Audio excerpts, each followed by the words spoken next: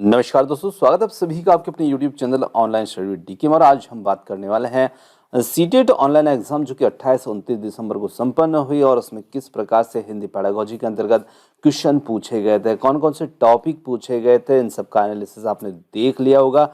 यहाँ पर हम भी आपके लिए वही सब लेकर आए हैं जिस एनालिसिस से संबंधित, उसी टॉपिक से संबंधित यहाँ पर क्वेश्चन आज के इस वीडियो में आपको देखने को मिलने वाले हैं। साथ ही साथ हम डिस्कस करेंगे वो सभी टॉपिक जो भी यहाँ पर सीटेट एग्जाम में पूछे गए हैं। और दोस्तों, आप प्रीवियस ईयर क्वेश्चन पेपर को जरूर लगाइएगा क्योंकि वो आपको बहुत हेल्प करेंगे आपके स्कोर को इम्प्रूव करने में। तो चलिए बात करते हैं पहले उन टॉपिक के जिनसे संबंधित क्वेश्चन जो है 28-29 दिसंबर की एग्जाम में देखने को मिले हैं। अब देखिए, यहाँ पर गद्यांश पद्यांश की बात मैं नहीं करूंगा क्योंकि सभी जानते हैं हिंदी पेडागोजी के अंतर्गत 15 प्रश्न आते हैं और बाकी 15 प्रश्न के जो हैं गद्यांश पद्यांश आते हैं।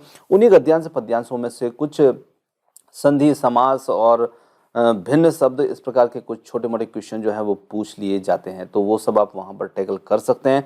मेन हमारे लिए यहाँ पर रहेगी पेडागोजी, और पेडागोजी में हमें वो टॉपिक, उन मनोवैज्ञानिक और उन टॉपिक से संबंधित जरूर कवर करके जाना है जिनसे पूछा जा रहा है। तो यहाँ पर यदि हम बात करें तो कुछ टॉपिक की, जैसे कि भाषा से संबंधित, जो भाषा परिवेश से संबंधित क्वेश्चन जो हैं वो आपको यहाँ पर देखने को इसके अंतर्गत मिल रहे हैं। और इसमें यदि हम बात करें तो यहाँ पर पहला प्रश्न जो हमारा आ रहा है, जिसे भाषा समृद्ध परिवेश हुआ, नॉम चॉम्स्की हुआ, स्टीफन क्रेसन से संबंधित क्वेश्चन जो है वो आपको एक दो क्वेश्चन देखने को मिलता है। भाषा अर्जन से संबंधित, और जो बहुभाषावाद है जो संसाधन के रूप में कार्य करता है, इससे संबंधित राष्ट्रीय शिक्षा नीति जो कि हर पेपर में आपको देखने को मिल जाती है, चाहे बाल विकास की बात करें या किसी भी पेडागोजी की बात करें, तो वहाँ पर ये आपको ज़रूर देखने को मिल जाती है। तो इसी के साथ में यदि हम आगे बढ़ें तो इसमें अगला है यहाँ पर भाषा अनंतरण से, लेखन कौशल से, इसी के साथ में बाल केंद्रित शिक्षा से, रचनावादी अधिगम है, लेखन हुआ। इन सभी टॉपिक से क्वेश्चन जो है वो आपको देखने को मिलने वाला है, और साथ ही साथ आकलन से। चलिए अब बढ़ते हैं हम प्रश्नों की ओर, प्रश्नों को देखते हैं। तो सबसे फर्स्ट क्वेश्चन यहाँ पर आता है,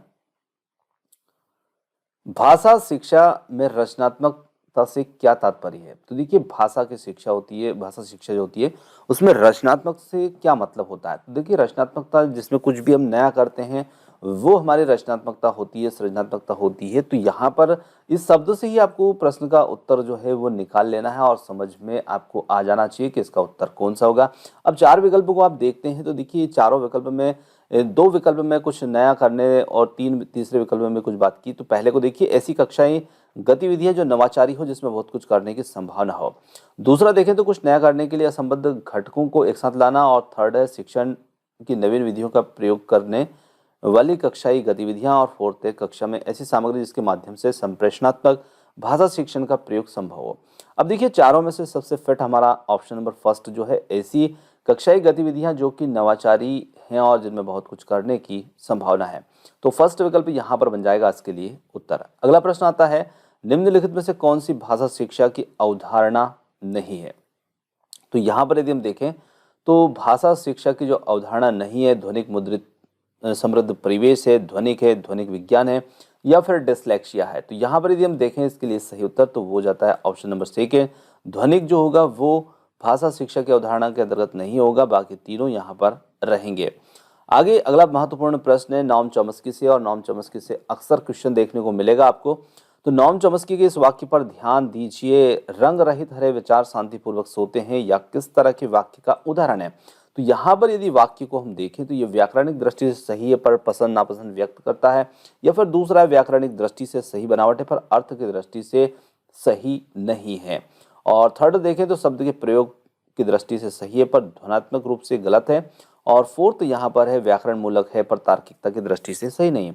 तो इसमें यदि हमारा उत्तर बनेगा तो वो बनेगा ऑप्शन नंबर सेकंड, व्याकरणिक दृष्टि से सही बनावट है परंतु अर्थ की दृष्टि से सही नहीं है, और दूसरा विकल्प इसमें हो जाएगा उत्तर। आगे देखिए, विविध संदर्भों में स्वाभाविक विमर्श में शामिल किया हुआ संग्रह है। तो यहाँ पर यदि देखें तो विविध संदर्भों में बात की जा रही है और स्वाभाविक विमर्श में शामिल किया हुआ संग्रह क्या है। पाठ्य पुस्तक का संग्रह, पाठ्य सामग्रियों का बड़ा सा संग्रह और आंकड़ों का आधार, लेखों का विशाल संग्रह, या व्याकरणिक वाक्यों का संग्रह। तो यहाँ पर ऑप्शन सेकंड जो होगा, पाठ्य सामग्रियों का बड़ा सा संग्रह और आंकड़ों का आधार, दूसरा विकल्प हो जाएगा उत्तर। अगला काफी महत्वपूर्ण प्रश्न है स्टीफन क्रेसन से, और स्टीफन क्रेसन के अनुसार यहाँ पर देखें दीदी कि शिक्षार्थी की आई की अवस्था में है, तब आई प्लस स्तर की किस प्रकार के निवेश से अर्जन संभव है। अब देखिए आई का मतलब यहाँ पर क्या होगा, तो विद्यार्थी के पास जो भी उसका पूर्व ज्ञान है वो उसका आई मतलब आई से उसको यहाँ पर दर्शाया है। स्टीफन क्रेसर ने एक परिकल्पना दी है और इनके अनुसार जो ये भाषा से संबंधित मनोवैज्ञानिक हैं और इन्हीं के अनुसार यदि हम देखें तो इन्होंने जो इनका सिद्धांत या विशेषता बताई है उसमें आई यहाँ पर उसका मतलब ये होगा। अब देखिए विद्यार्थी यहाँ पर तब I+1 के स्तर में किस प्रकार के निवेश से अर्जन संभव है। अब I+1 का मतलब है कि उसके पास जो कुछ है वो तो है से, पर उसका एक स्तर और ऊपर वो कैसे बढ़ेगा, ये यहाँ पर बात की गई है। तो पर्याप्त निवेश, बोधगम्य निवेश या फिर बोधगम्य निवेश या फिर निवेश पर्याप्त नहीं है। तो यहाँ पर उत्तर हो जाता है ऑप्शन नंबर सेकेंड, अबोधगम्य निवेश। और दूसरा विकल्प जो होगा वो यहाँ पर उत्तर होगा।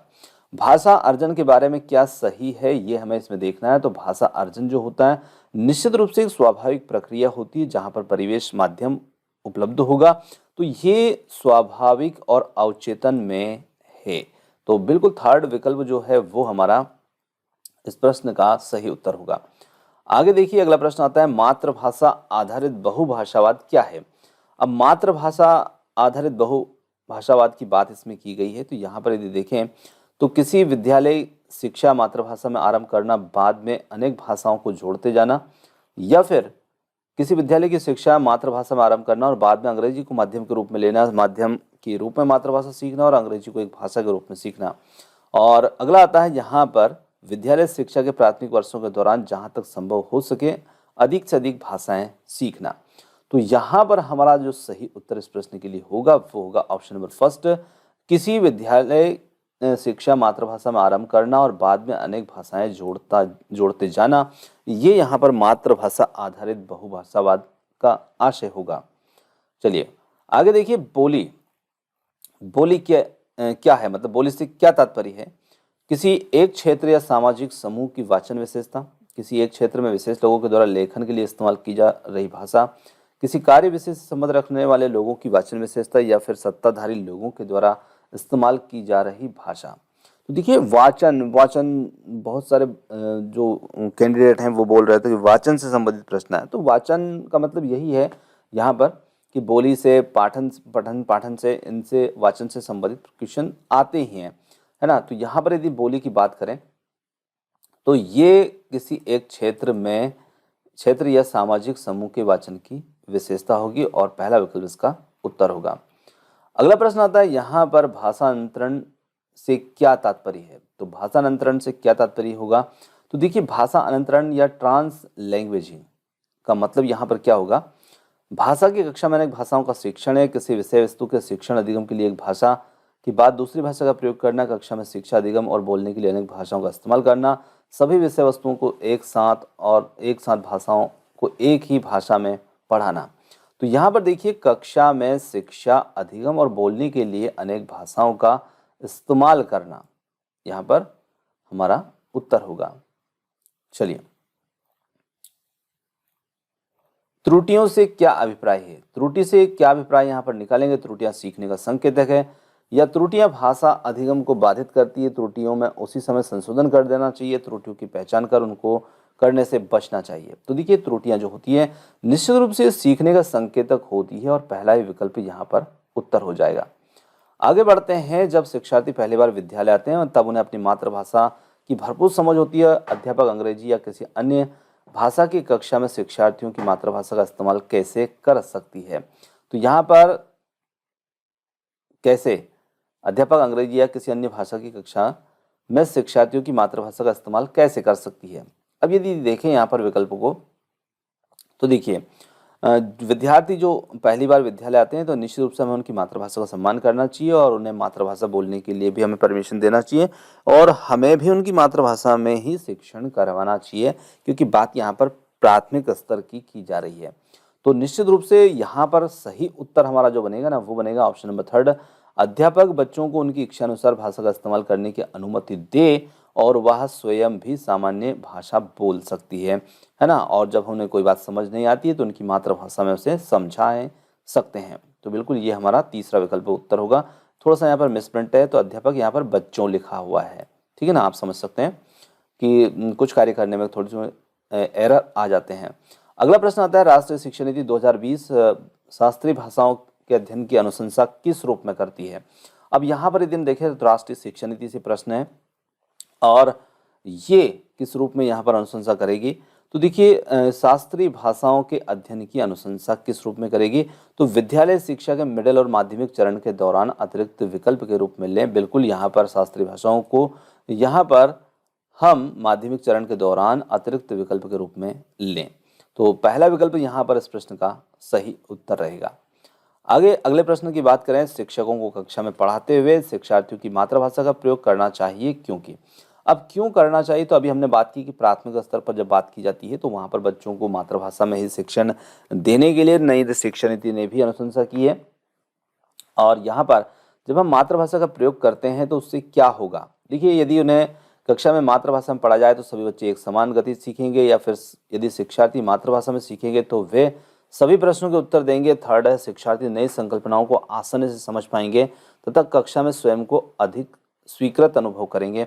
फोर्थ है, कक्षा में कम से कम भटकाव होगा। तो देखिए, शिक्षार्थी नई संकल्पनाओं को आसानी से समझ पाएंगे और कक्षा में स्वयं को अधिक स्वीकृत अनुभव करेंगे। तो यहाँ पर तीसरा विकल्प जो होगा वो हमारा इस प्रश्न का सही उत्तर होगा। आगे बढ़ते हैं, शिक्षक उभरते लेखकों में अच्छा लेखन कौशल कैसे विकसित कर सकते हैं। तो शिक्षक उभरते लेखकों में अच्छा लेखन कौशल कैसे विकसित कर सकते हैं, विकल्प को देखें तो यहाँ पर विषय पर स्पष्ट निर्देश देकर, शब्द सीमा तय करके, या फिर शिक्षार्थियों को किए गए अच्छे कार्य की प्रशंसा करके उसे आगे और सुधार करने के लिए विशिष्ट टिप्पणी देकर, और थर्ड है शिक्षार्थियों को अच्छी लिखाई में लिखने के लिए कहकर, फोर्थ है केवल उनकी व्याकरणिक त्रुटियों पर विस्तृत प्रतिपुष्टि देकर। देखिए, शिक्षार्थियों के किए गए एक अच्छे कार्य की प्रशंसा करके और उसे आगे सुधार के लिए विशिष्ट टिप्पणी दे करके शिक्षक बच्चों में या उभरते लेखकों में अच्छे कौशल को विकसित कर सकते हैं। उभरते लेखक का मतलब यहाँ पर बच्चे ही हैं, इसका अभिप्राय बच्चे ही हैं। आगे देखिए, योगात्मक आकलन का क्या उद्देश्य होता है। योगात्मक आकलन जो होता है, विभिन्न विद्यार्थियों में तुलना करना, शिक्षार्थियों पर बुद्धिमान औसत अथवा धीमी गति से सीखने वालों का ठप्पा या लेबलिंग लगाना, और थर्ड है विद्यार्थी के अधिगम विषय में सूचना एकत्रित करने के लिए विभिन्न तरीकों का प्रयोग करना। फोर्थ आता है साप्ताहिक आधार पर नियमित रूप से कक्षा परीक्षा कराना। तो यहाँ पर हम देखें तो विद्यार्थी के अधिगम के विषय में सूचना एकत्रित करने के लिए विभिन्न तरीकों का प्रयोग करना, ऑप्शन नंबर थर्ड होगा उत्तर। अगला प्रश्न आता है यहाँ पर, पठन अवबोधन किस प्रकार की योग्यता है। तो पठन अवबोधन किस प्रकार की योग्यता रहेगी। यहाँ पर लिखित प्रतीकों को उनकी ध्वनियों में अनुवाद करने की योग्यता, प्रवाह में पढ़ने के लिए, वर्णों को समझने के लिए, अर्थ खोलने की योग्यता, पठन सामग्री के साथ अंतःक्रिया के द्वारा अर्थ गढ़ने की योग्यता, और फोर्थ है पठन सामग्री में आए शब्दों का अर्थ जानने की योग्यता। तो थर्ड विकल्प जो होगा, पठन सामग्री के साथ अंतःक्रिया के द्वारा अर्थ गढ़ने की योग्यता, थर्ड विकल्प ही हमारा उत्तर होगा। आगे देखिए, अगला प्रश्न आता है, निम्नलिखित में से किस प्रकार के प्रश्न शिक्षार्थियों की रचनात्मकता का आकलन करने के लिए सहायक होंगे। एक शब्द वाले, खुले अंत वाले, या बहुवैकल्पिक, या सत्य असत्य प्रकार के। तो यहाँ पर हम कह सकते हैं कि जब हमें रचनात्मकता का आकलन करना है तो उसके लिए हमें खुले अंत वाले, मुक्त अंत वाले प्रश्नों का चुनाव करना होगा, और इनसे विद्यार्थी की रचनात्मकता का आकलन किया जा सकता है, क्योंकि हर बच्चा अपने अनुभव के आधार पर यहाँ पर उत्तर आपको प्रस्तुत करेगा और इससे विद्यार्थियों का रचनात्मकता का आकलन हम कर सकते हैं। आगे देखिए, भाषा को सर्वोत्तम तरीके से कैसे सीखा जा सकता है, कैसे सीख सकते हैं। संदर्भों में पृथकता में वर्णमाला के क्रम में जब एक एक करके शब्द प्रस्तुत किए जाएं तो यहाँ पर हो जाता है संदर्भों में ही भाषा को सर्वोत्तम तरीके से सीखा जा सकता है, पहला विकल्प उत्तर होगा। आगे बढ़ते हैं, भाषा अधिगम में निदानात्मक परीक्षण का क्या उद्देश्य होता है। तो निदानात्मक परीक्षण के उद्देश्य की यदि बात करें तो माता पिता को प्रतिपुष्टि देना, विद्यार्थी को प्रगति की तालिका को भरना, संकल्पनात्मक आकलन के लिए योजना बनाना, प्रश्न पत्र तैयार करना, शिक्षार्थी समझ के स्तर पर कहाँ पिछड़ रहे हैं ये हम जानेंगे। तो देखिए, निदानात्मक परीक्षण का जो उद्देश्य होता है वो यही होता है कि शिक्षार्थी की समझ के स्तर पर कहाँ पिछड़ रहा है ये जानना ही हमारे इस परीक्षण का उद्देश्य होता है। फोर्थ विकल्प यहाँ पर बन जाएगा उत्तर। अगला प्रश्न है, बाल केंद्रित शिक्षा से बाल केंद्रित कक्षा में शिक्षक को क्या करना चाहिए। तो निश्चित रूप से बाल केंद्रित कक्षा है तो बालक को ही महत्व देना होगा और इसी पर यह आधारित होती है बाल केंद्रित कक्षा। विद्यार्थी की सुविधा के लिए पूरे पाठ को एक एक वाक्य को समझाना चाहिए। दूसरा है, प्रश्नों के उत्तर लिखवाना चाहिए ताकि विद्यार्थी को आसानी हो। थर्ड है ऐसी प्रवृत्तियों का प्रयोग करना चाहिए जिसमें विद्यार्थी स्वयं से पहल करने के लिए प्रोत्साहित हो। और फोर्थ है शिक्षक विद्यार्थियों से जो भी अपेक्षा करते हैं उसे प्रदर्शित करना चाहिए। तो यहाँ पर हम कह सकते हैं ऑप्शन नंबर थर्ड जो होगा, ऐसी प्रवृत्तियों का प्रयोग करना चाहिए जिसमें विद्यार्थी स्वयं से पहल करने के लिए प्रोत्साहित हो। थर्ड विकल्प यहाँ पर उत्तर होगा। आगे बढ़ते हैं, रचनावादी कक्षा में भाषा अधिगम किस सिद्धांत पर आधारित होना चाहिए। तो यहाँ पर यदि हम बात करें तो रचनावादी कक्षा में भाषा अधिगम जो किस पर आधारित होना चाहिए, व्याकरण इकाइयों के ड्रिल और अभ्यास पर शिक्षक द्वारा सुझाई गई पाठ्य पुस्तक को पढ़ाकर। यह मान्यता है कि भाषा तभी सीखी जा सकती जब शिक्षक विद्यार्थियों को भाषा सिखाएंगे। और फोर्थ है विद्यार्थी के पूर्व अनुभवों को आधार बनाकर प्रामाणिक कार्यों के द्वारा नवीन ज्ञान की खोज। तो बिल्कुल यहाँ पर भाषा अधिगम जो है विद्यार्थी के पूर्व अनुभवों को आधार बना करके प्रामाणिक कार्यों के द्वारा नवीन ज्ञान की खोज पर आधारित होना चाहिए। और फोर्थ विकल्प यहाँ पर आंसर होगा। आगे देखें, अगला क्वेश्चन आता है, जब शिक्षार्थी पहली बार विद्यालय आते हैं मातृभाषा की भरपूर समझ होती है और अध्यापक अंग्रेजी या इस भाषा का, तो ये क्वेश्चन हमारा रिपीट हो गया है, कोई बात नहीं, इसका उत्तर हम सीधे यहाँ पर लगा लेते हैं क्योंकि हम पहले भी इसको देख चुके हैं। तो इसमें हमारा थर्ड विकल्प जो होगा वो हमारा इसमें उत्तर होगा। चलिए आगे बढ़ते हैं, अगले प्रश्न की बात करते हैं। तो अगला प्रश्न आता है, जिन शब्दों को हम सुनते हैं और पढ़ते हैं फिर भी उनकी पहचान करते हैं उन्हें हम क्या कहते हैं। देखिए, जिन शब्दों को हम सुनते हैं और पढ़ते हैं तो ऐसे शब्द फिर भी उनकी पहचान करते हैं, उनको क्या कहते हैं। उत्पादक शब्द संपदा, संदर्भ में शब्द, आंतरिक शब्द संपदा या ग्राह्य शब्द संपदा। तो ये हमारे ग्राह्य शब्द संपदा होगी, ऑप्शन नंबर फोर्थ। आगे बढ़े और अगले प्रश्न की बात करें तो अगला प्रश्न आता है, निम्नलिखित में से कौन सा पठन शिक्षण का उद्देश्य नहीं है। तो यहाँ पर यदि हम बात करें तो जो पठन शिक्षण का उद्देश्य नहीं है वो हमें इसमें देखना है। तो यहाँ पर है, पाठ्य सामग्री के मुख्य बिंदु को पाठक के पूर्व ज्ञान से जोड़ना, शब्द वाक्यांशों भाषाओं के नमूनों से अर्थ ग्रहण करना, पाठ्य सामग्री को पढ़ते समय अर्थ ग्रहण करना, पाठ्य सामग्री शब्द और वाक्यांशों को डिकोड करना। तो यहाँ पर हमारा जो उत्तर होगा वो हो जाता है पाठ्य सामग्री शब्द वाक्यांशों को डिकोड करना। ये पठन शिक्षण का उद्देश्य नहीं होगा। अगला प्रश्न आता है, भाषा का व्याकरण कब सबसे अच्छा सीखा जा सकता है। तो देखिए, भाषा के व्याकरण की बात करें तो ये तब अच्छा सीखा जाएगा जब पठन सामग्री तथा संरचना की पहचान को एकत्रित करके। तो पहला ही विकल्प यहां पर होगा इसका उत्तर। निम्नलिखित में से कौन सा उपगम शिक्षार्थियों को अच्छा लेख लिखने के लिए भिन्न चरणों को समझने का अवसर देगा। वर्णनात्मक लेखन, लेखन का प्रक्रिया उपगम, लेखन का उत्पाद उपगम या फिर है संस्थानात्मक लेखन। तो यहाँ पर हम कह सकते हैं कि लेखन का प्रक्रिया उपगम जो होगा, ऑप्शन नंबर सेकेंड यहाँ पर उत्तर होगा। किसके द्वारा प्रस्तावित किया गया कि बच्चे भाषा सीखने के लिए अनुकूलन तथा समझन का प्रयोग करते हैं। तो यहाँ पर यदि बात करें स्टीफन फ्रैसन की और बी.एफ. स्किनर, जीन पियाजे या फिर है नॉम चॉम्स्की, तो यहाँ पर उत्तर होगा जीन पियाजे, ऑप्शन नंबर थर्ड यहाँ पर हमारा उत्तर होगा। आगे अगला क्वेश्चन आता है, निम्नलिखित में से कौन सा कक्षा में मुद्रित लिखित समृद्ध परिवेश के निर्माण में सहायता नहीं करता। अब देखिए, जो सहायता नहीं करता है वो हमें देखना है। तो देखिए, दीवार पर कहानियों के चार्ट लगाएंगे तो निश्चित समृद्ध भाषा परिवेश बनेगा। पठन कोना सृजित करेंगे, इससे भी बनेगा।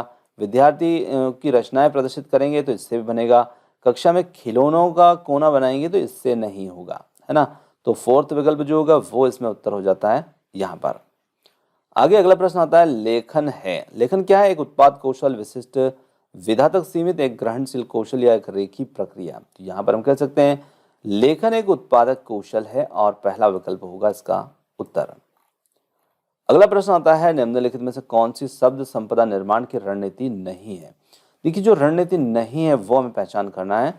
शब्द संदर्भ में शब्दों को परिभाषित करना, वर्णों की रूपरेखा बनाना, शब्द के भागों का विश्लेषण करना और संबंधता स्थापित करना। तो यहाँ पर फोर्थ विकल्प जो होगा संबंधता स्थापित करना, ये यहाँ पर रणनीति नहीं होगा। तो फोर्थ विकल्प हो जाएगा उत्तर। तो दोस्तों, यहाँ पर 30 क्वेश्चन ही आज के इस वीडियो के लिए हमने सेलेक्ट किए थे। और क्वेश्चन आपको कैसे लगे, यदि पसंद आए हों तो आप कमेंट्स करके ज़रूर बता सकते हैं। वीडियो को लाइक कर सकते हैं, चैनल को सब्सक्राइब कर सकते हैं। Thanks for watching. मिलते हैं जल्द ही एक और नए वीडियो के साथ। धन्यवाद।